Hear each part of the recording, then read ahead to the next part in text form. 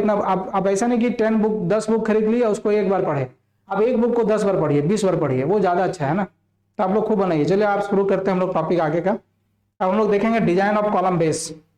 ये compression member का last topic होगा।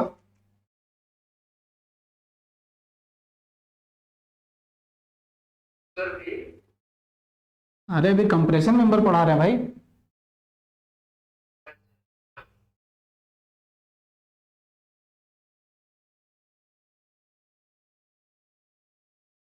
ये कॉलम बेस जो है, ये आप आरसीसी में डिजाइन नहीं करते। ये जब भी डिजाइन करना होता है आप स्टील में डिजाइन करते हैं। होता क्या है कि जब आप कॉलम स्टील का कहीं भी लगाते हैं तो आप क्या करते हैं, नीचे कॉन्क्रीटिंग करते हैं। अच्छा, कॉन्क्रीटिंग नहीं करें, मान लो कि सॉइल के ऊपर रख दें, मान लो ये सॉइल है, आप इसके ऊपर स्टील कॉलम को नहीं रख सकते। सपोज ये एक आइस चैनल सेक्शन है, दूसरा चैनल सेक्शन ये है जो हम लोग देख रहे थे, उसी को आगे बढ़ा रहे हैं। तो इस प्रकार से इसके ऊपर एक लोड लग रहा है पी, ये लोड लग रहा है ना। तो जब ये लोड लगेगा तो यहाँ पर एरिया इसका बहुत कम है, और सॉइल का जो बेयरिंग स्ट्रेंथ होता है, सॉइल का बेयरिंग स्ट्रेंथ जो आप सॉइल पढ़े हैं, तो बेयरिंग स्ट्रेंथ जो सॉइल का होता है ये बहुत कम होता है ना। दिस इज वेरी लेस, ये लेस होता है बहुत। 150 न्यूटन पर एमएम स्क्वायर के आसपास इसका बेयरिंग कैपेसिटी होता है जनरली। ठीक है, तो ये बहुत कम होता है। अगर इसको हम लोग लगा दें तो ये क्या होगा, यहाँ पर पंच हो जाएगा, पंच हो जाएगा, नीचे चला जाएगा, और जब पंचिंग हो जाएगा तो that is non as punching shear failure. उसको हम लोग पंचिंग शियर फेल्योर बोलते हैं। तो ये पंच हो जाएगा। इस वजह से सॉइल के ऊपर हम लोग कॉलम को नहीं रख सकते। तो हम लोग क्या करेंगे कि यहाँ एक कंक्रीट हम लोग कर सकते हैं। ये कंक्रीटिंग कर दिए, ये कंक्रीटिंग कर दिया हमने। जब आप इस तरह से कंक्रीटिंग कर देते हैं तो कंक्रीटिंग करने के बाद भी क्या होगा कि कंक्रीट जो है, कंक्रीट का अपना बेयरिंग स्ट्रेंथ होता है, कंप्रेसिव स्ट्रेंथ होता है। बेयरिंग या फिर कंप्रेसिव स्ट्रेंथ आप पढ़े हैं, कंप्रेसिव स्ट्रेंथ ये आप जानते हैं, ठीक है ना। और नहीं पढ़े तो फिर आरसीसी में पढ़ेंगे। तो बेयरिंग और कंप्रेसिव स्ट्रेंथ क्या है, कंक्रीट का भी बहुत ज्यादा नहीं होता है। इस वजह से हम लोग कॉलम बेस का डिजाइन करते हैं, ठीक है ना। इस वजह से हम लोग कॉलम बेस का डिजाइन करते हैं। इसमें करते क्या है हम लोग कि यहां पर एक स्टील का प्लेट लगा देते हैं। इस प्रकार से हम लोग स्टील का प्लेट लगा देते हैं, ठीक है। अब क्या होगा, ये लोड जो आएगा, ये लोड इस स्टील प्लेट के ऊपर आएगा, और इस स्टील प्लेट के ऊपर आएगा, और फिर ये एक बड़ा एरिया में, अगर इसका आप ऊपर से टॉप व्यू देखेंगे तो कुछ इस प्रकार से दिखेगा कि ये स्टील प्लेट है, इसके ऊपर हमने कॉलम बना दिए। अब क्या होगा कि ये जो स्टील प्लेट है ये एक बड़ा एरिया में इस लोड को ट्रांसफर कर दे रहा है, और फिर ये लोड जो है कंक्रीट में आ रहा है। इसको इस तरह से आपको एरिया को डिसाइड करना होगा। एरिया का डिजाइन इस प्रकार से होना चाहिए कि जो कंक्रीट का कंप्रेसिव स्ट्रेंथ है उससे इसका वैल्यू, ऊपर से जो लोड आ रहा है उसका जो कंप्रेसिव स्ट्रेंथ होगा, कंप्रेसिव स्ट्रेस होगा, वह कंप्रेसिव स्ट्रेस इसका जो मैक्सिमम परमिसिबल कंप्रेसिव स्ट्रेस है उससे कम होना चाहिए, ठीक है ना। उससे कम होना चाहिए, तभी तो वो सेफ रहेगा, ठीक है ना। अगर उससे ज्यादा हो गया तो ये सेफ नहीं रह पाएगा, ठीक है। तो इस वजह से हम लोग इस तरह से इसका डिजाइन करते हैं। तो कॉलम बेस का डिजाइन आप क्यों करते हैं, आप समझ गए होंगे कि कॉलम बेस का डिजाइन एक्चुअली क्या करते हैं, लोड को स्प्लिट करने के लिए करते हैं। ये कॉलम बेस 2-3 प्रकार का होता है ना। पहला जो कॉलम बेस है उसको हम लोग या फिर ऐसा लिख सकते हैं हम लोग, column base is a base plate, है ना। कॉलम बेस एक्चुअली क्या है, column base is a base plate, ये एक बेस प्लेट है, ठीक है ना। और बेस प्लेट है और इस पे क्या करते हैं, use to reduce the, base plate use to reduce the, क्या रिड्यूस कर रहे हैं हम लोग, reduce the bearing stress, reduce the bearing stress. Bearing stress को रिड्यूस करने के लिए हम लोग कॉलम बेस का यूज करते हैं, है ना। Bearing stress on concrete floor, concrete floor के ऊपर हम लोग रख रहे हैं।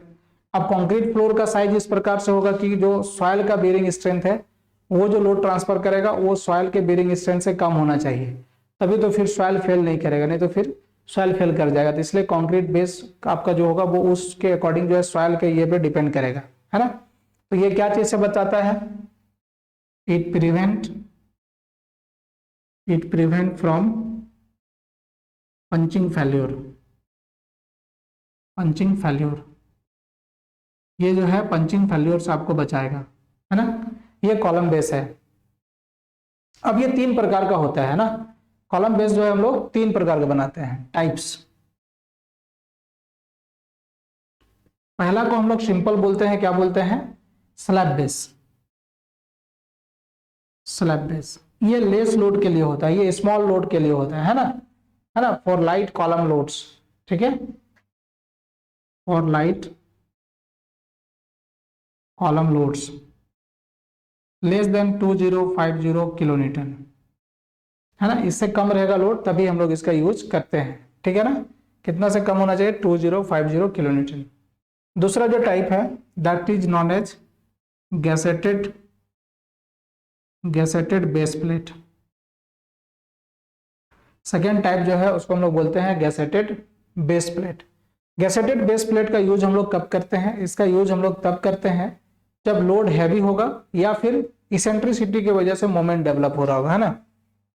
Used when load is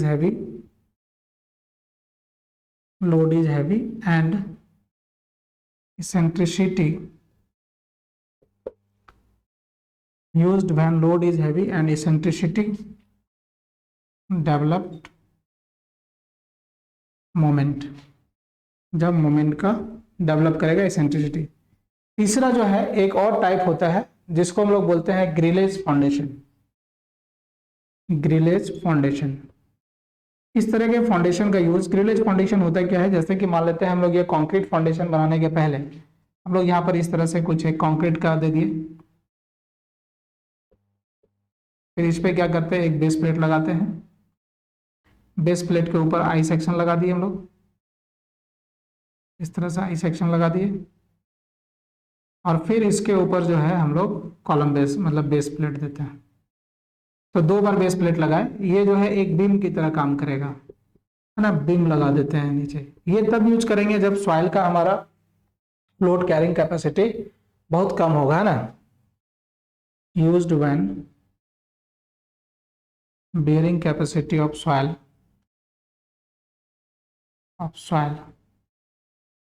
is very less। जब बेयरिंग कैपेसिटी सॉइल का बहुत कम होगा तो हम लोग फिर इसका ग्रिलेज फाउंडेशन का यूज करेंगे। इस प्रकार से 3 फाउंडेशन हमारे पास होंगे, है ना। पहला हो गया स्लैब बेस, दूसरा हो गया गैसेटेड बेस प्लेट, और तीसरा हो गया ग्रिलेज फाउंडेशन। एक बार स्क्रीनशॉट ले लीजिए।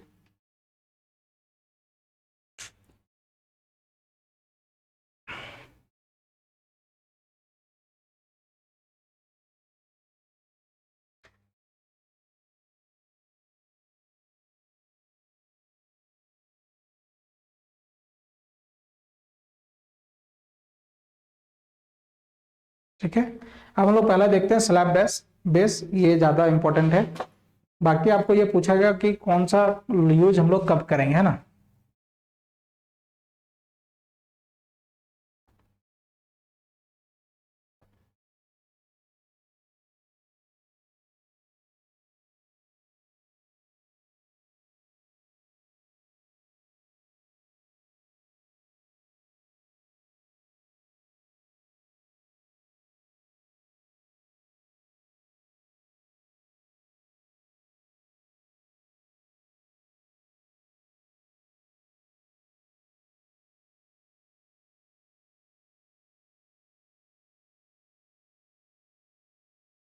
स्लैब बेस ये लाइट लोड के लिए यूज करते हैं हम लोग।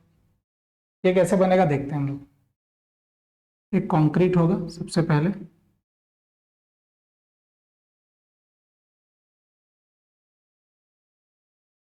कंक्रीट फाउंडेशन होगा,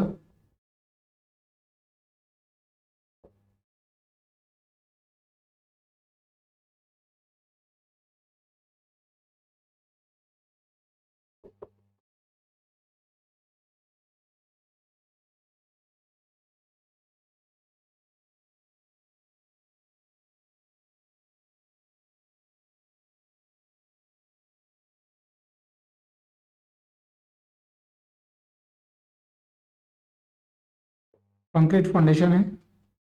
सॉइल नीचे से एक नेट अपवर्ड प्रेशर लगाएगा ताकि सॉइल नीचे नहीं जाए।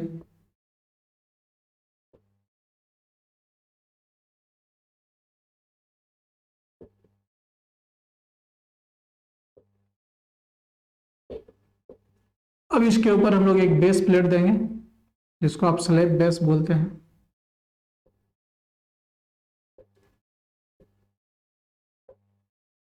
फिर आपका यहाँ एक आई सेक्शन है, मान लो एक आई सेक्शन ही लगा दे रहे हैं।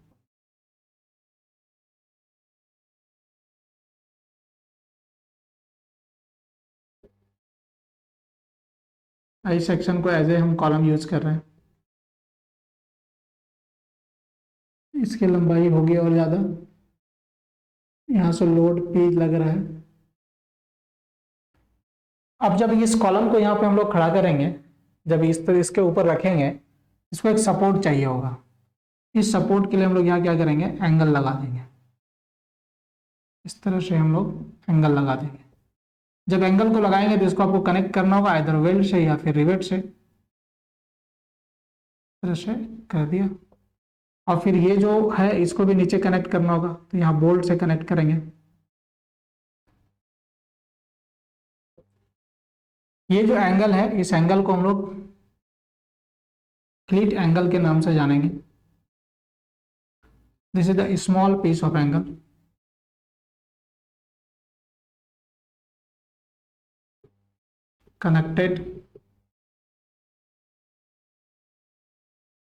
connected flange of I section, and with concrete। अभी यहाँ रह पाएगा। अब इसका अगर हम लोग टॉप व्यू देखें हम लोग, तो टॉप व्यू कैसा दिखेगा वो देखते हैं हम लोग। टॉप व्यू देखेंगे तो कुछ इस प्रकार से दिखेगा।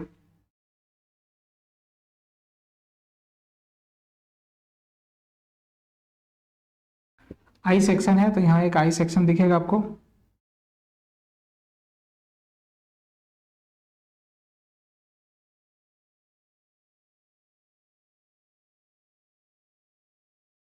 ठीक है। अब इसकी लंबाई चौड़ाई होगी कुछ ना कुछ। सपोज ये इसका डेप्थ है, इसका डेप्थ कुछ हम लोग मान लेते हैं, सपोज डेप्थ डी है आई सेक्शन का। ठीक है। इसका चौड़ाई भी कुछ ना कुछ होगा, सपोज आई सेक्शन का विड्थ बी है। और ये जो फाउंडेशन हो रहा है इसका भी अपना कुछ ना कुछ लंबाई होगा, suppose B naught, sorry L naught. इसकी चौड़ाई भी होगी कुछ ना कुछ बी नॉट। ये जो पोर्शन है, ये जो पोर्शन है, ये पोर्शन कहलाएगा ओवरहैंग पार्ट या overhang portion.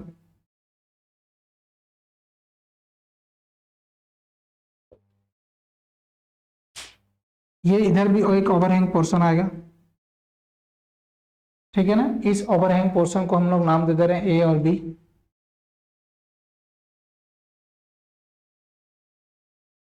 This is also overhang portion.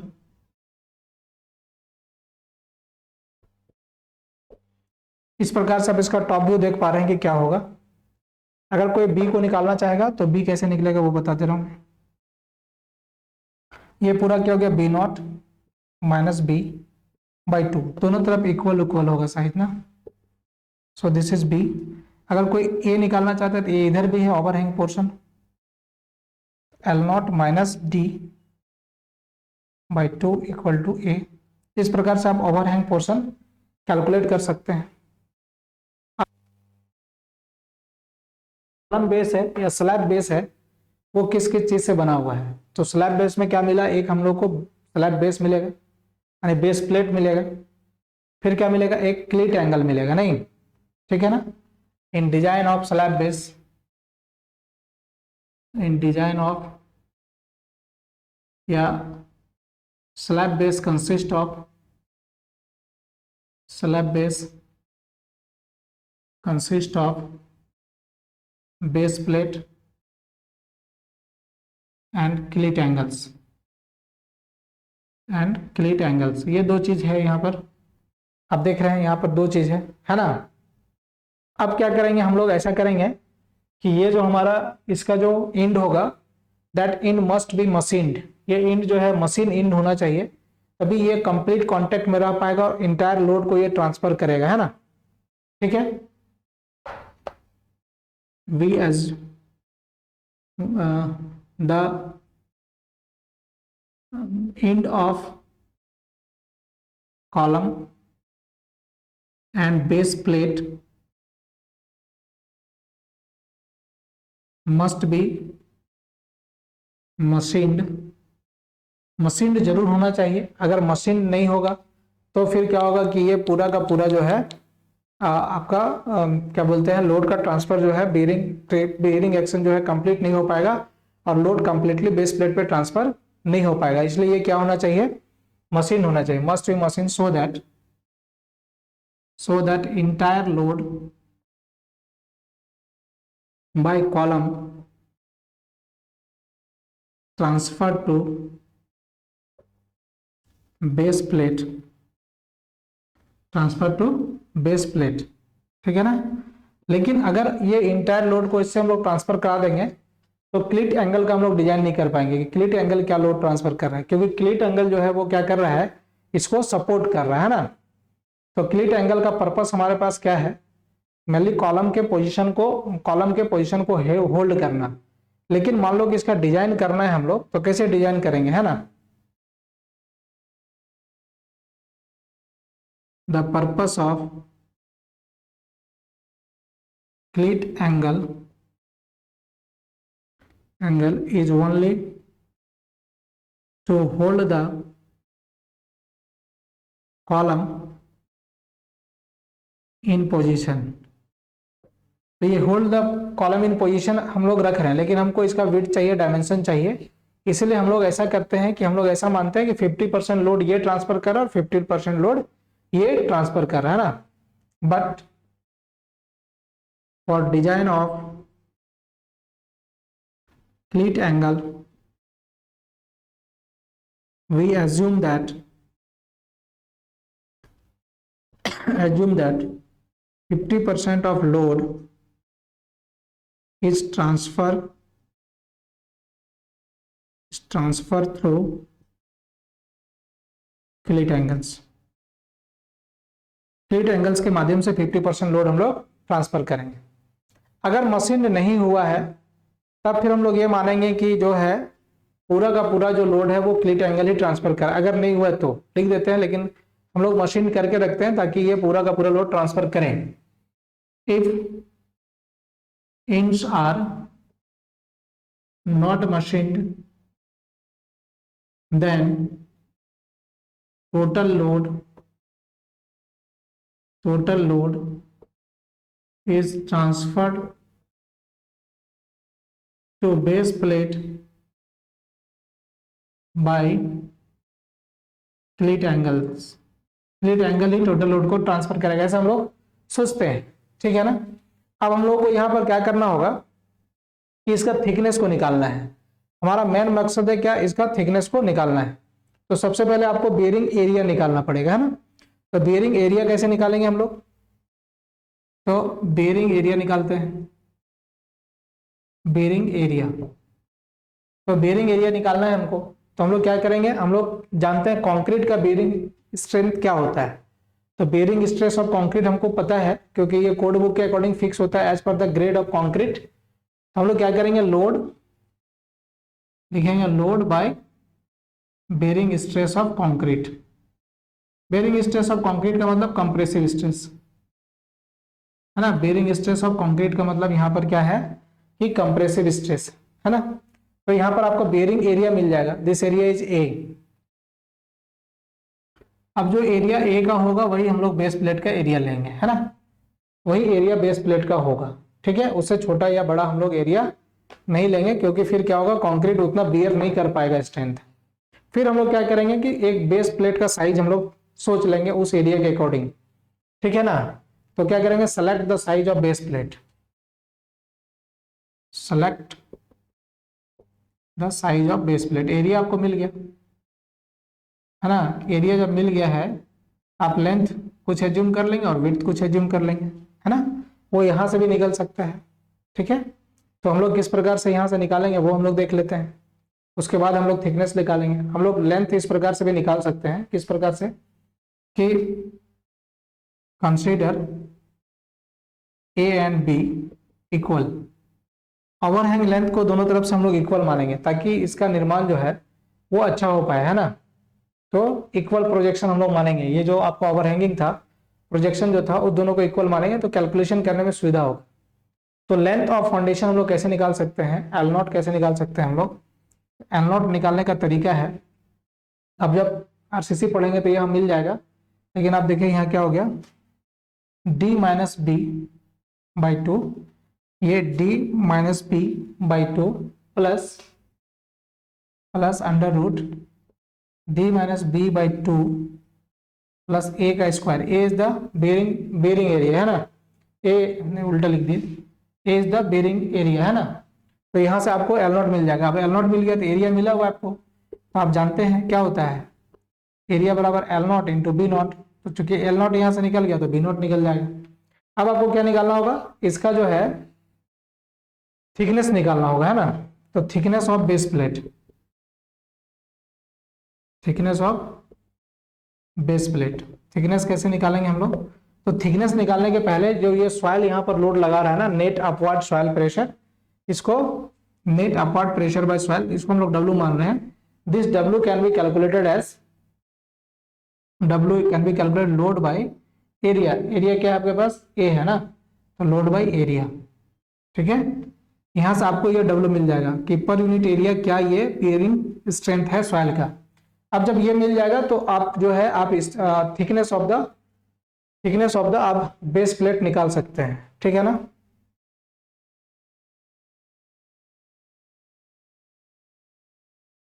Thickness of base plate, base plate का थिकनेस आप निकाल सकते हैं ना। इसका कुछ फार्मूला है, जहां से डब्ल्यू आप कैलकुलेट कर चुके हैं, आप डब्ल्यू अगर कैलकुलेट कर चुके हैं तो थिकनेस कैसे निकालेंगे वो बता रहा हूं मैं। टी इक्वल टू हो जाएगा, है ना। अब यहां से डब्ल्यू पता है, स्मॉल ए स्मॉल बी को हम इक्वल मान लिए हैं, ठीक है। और ये स्मॉल ए और स्मॉल बी कहां से आएगा, या तो आप इक्वल मान सकते हैं या नहीं भी मान सकते हैं, है ना। आप स्मॉल ए और स्मॉल बी आप यहाँ से कैलकुलेट कर सकते हैं कि क्या होगा। और अगर दोनों को इक्वल मान लेंगे तो अच्छा रहेगा, आपको कैलकुलेशन करने में सुविधा होगा, है ना। अगर आप नहीं मानते हैं तो, हाँ बोलिए। हाँ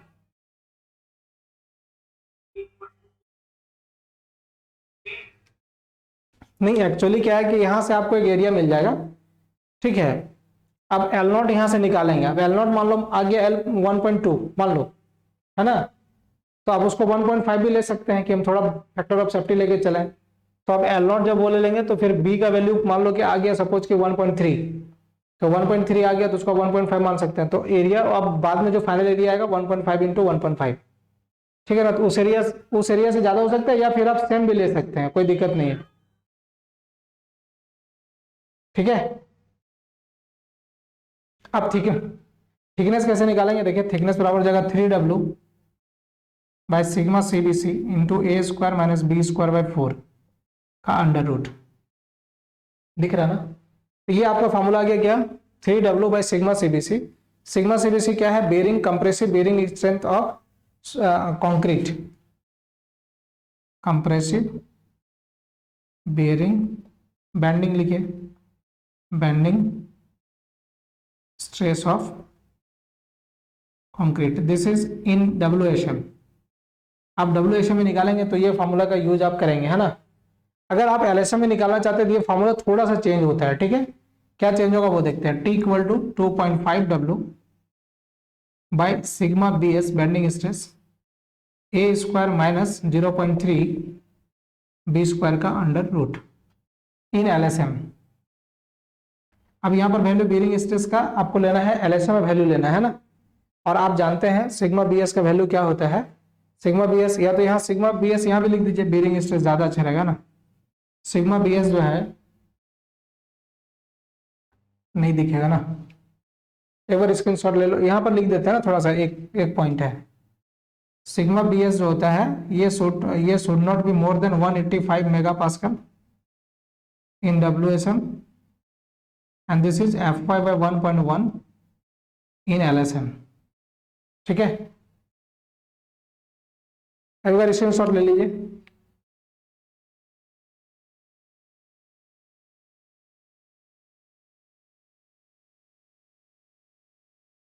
हो गया, हुआ कि नहीं।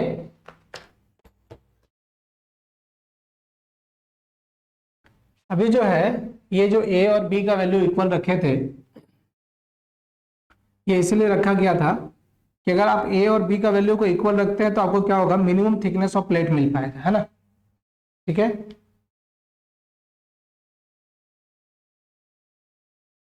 If the value of A and B, क्योंकि देखिए आपका जो थिकनेस है वो डिपेंड कर रहा है ए और बी पर, ठीक है ना। ए और बी का वैल्यू जितना आप बराबर रखेंगे तो ये थिकनेस आपको मिनिमम मिलेगा। आप कर सकते हैं इसको, आप मिनिमम करना चाहते हैं तो आप डिफ्रेंशिएट करके निकालेंगे तो दोनों इक्वल हो जाएगा ना। If the value of A and B are same, equal, then we get minimum thickness of base plate। ठीक है, तो ये था क्या, स्लैब बेस। फटाक से नोट कर लीजिए और फिर हम लोग आगे बढ़ते हैं।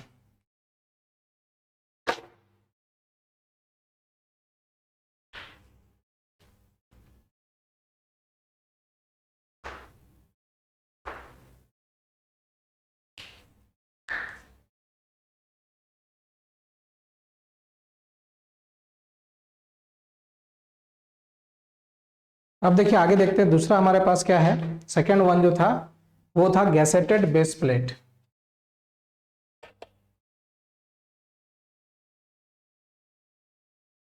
इसका डिजाइन आपको नहीं पढ़ना है, जेई लेवल में नहीं पूछता है।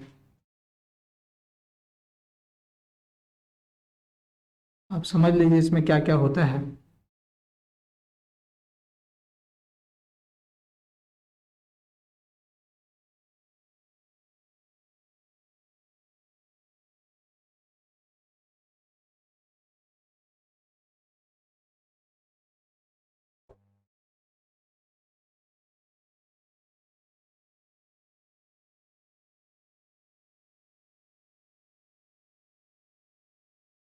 ठीक है,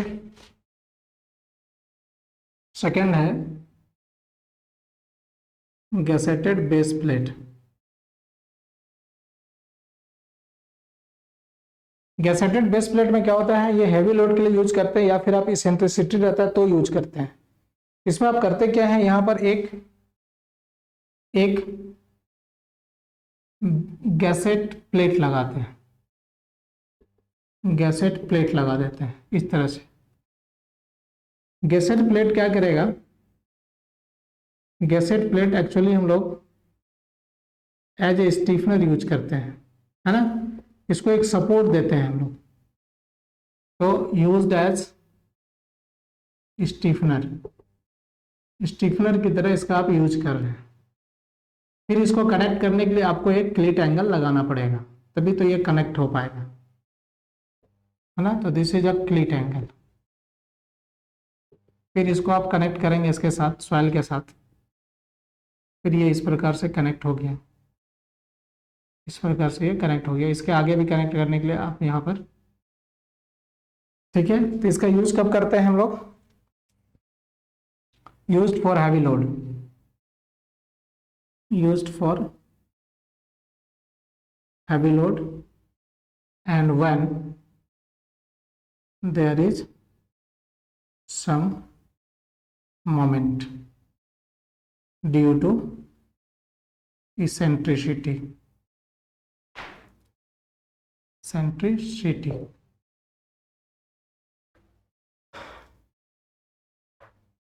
ठीक है, अब इसमें क्या क्या होगा, इट कंसिस्ट ऑफ, ये क्या हो गया, बेस प्लेट हो गया, क्या लिखा हुआ है, it consist of base plate, gusset plate, cleat angle and बस cleat angle which increase the stiffness of column। ठीक है, तो इस तरह से इसका हम लोग क्या करते हैं कि हम लोग इसमें ये सब सारी चीज़ों को प्रोवाइड करते हैं। अब चूंकि ऐसा है कि इस पे जे लेवल में इससे ज़्यादा कुछ पूछेगा नहीं। अब इस प्रकार से हम कंप्रेशन मेंबर जो है आज यहाँ समाप्त करते हैं हम लोग, ठीक है। और ग्रिलेज बीम में, ग्रिलेज बेस में हमेशा वही पूछता है कि ये क्या होता है, तो सीरीज ऑफ बीम्स लगे हुए रहते हैं, और उसका यूज कब करते हैं, जब सॉइल का फाउंडेशन बहुत वीक होता है ना,